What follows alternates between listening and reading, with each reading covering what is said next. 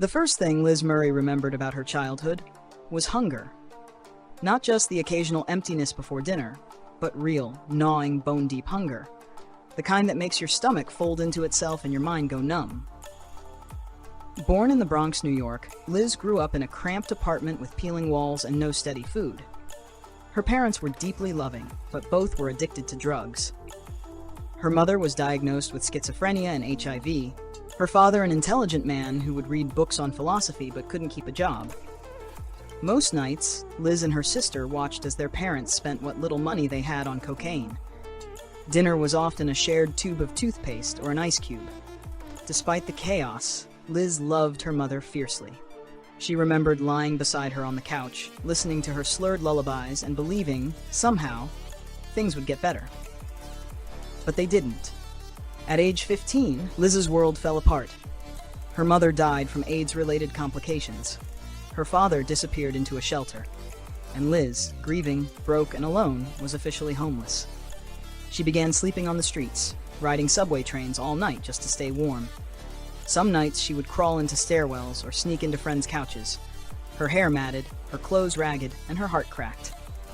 Yet inside her, something refused to break. One night, after being kicked out of a friend's apartment, Liz sat on a bench in Union Square watching people rush by. Everyone looked like they had somewhere to go. A job, a home, a purpose. She didn't even have a toothbrush. And then, something shifted. "I don't want to live like this anymore," she whispered.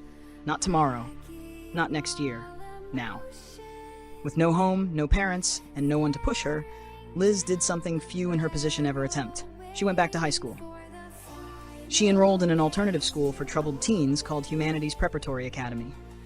On the first day, she walked into the building wearing secondhand jeans, no school supplies, and a face full of shame. But something was different this time. For the first time, she wanted to learn. She wanted out. She knew education was her only ticket. She studied relentlessly, sometimes by candlelight in hallways. She read Shakespeare on the subway. She wrote essays in fast food restaurants. Her teachers began to notice.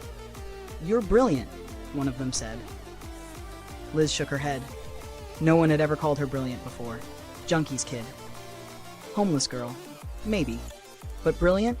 She worked harder. In 2 years, she completed 4 years of high school. She graduated at the top of her class, while still sleeping in parks and subway cars. Then came the unimaginable. A teacher told her about a scholarship offered by the New York Times for exceptional students who had overcome extreme adversity. Liz applied. When she was called in for an interview, she showed up in her only pair of clean jeans and borrowed a blazer. Her palms were sweaty, her voice shaking. But she told them the truth. Everything. The drugs, the hunger, her mom's death, the streets. She thought she'd blown it. Weeks later, a letter arrived. Liz Murray had been awarded a full scholarship to Harvard University. Harvard. The girl who used to sleep in doorways. The girl who had no one. The girl who had every excuse to give up had just been accepted into one of the most prestigious universities in the world. Her first year at Harvard was hard. She battled imposter syndrome and deep insecurities. She worked night shifts, struggled with money, and fought memories that never quite left. But she kept going. She knew that she wasn't just studying for herself. She was rewriting a legacy. Years later, Liz graduated from Harvard and became a motivational speaker.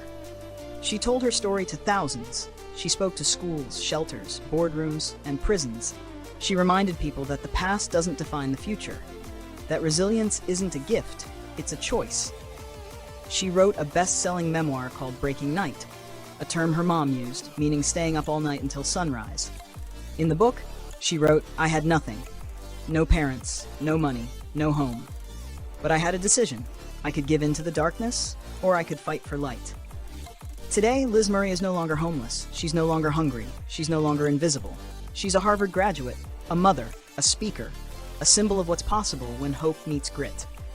And when people ask her how she did it, she says, "The world may owe you nothing, but you owe yourself everything."